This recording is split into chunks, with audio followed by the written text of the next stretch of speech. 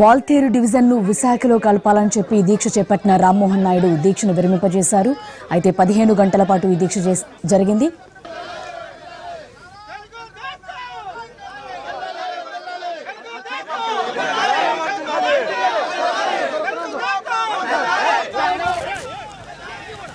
Waltair division ను Visakha railway zone లో కలపాలంటూ చేస్తున్న దీక్షను విద్యార్థులు విరమింపజేశారు. మొత్తం మీద ఈ దీక్ష 15 గంటల పాటు సాగింది. రామ్మోహన్ నాయుడుతో పాటు ఇచ్చాపురం ఎమ్మెల్యే అశోక్ కూడా దీక్షను విరమించారు.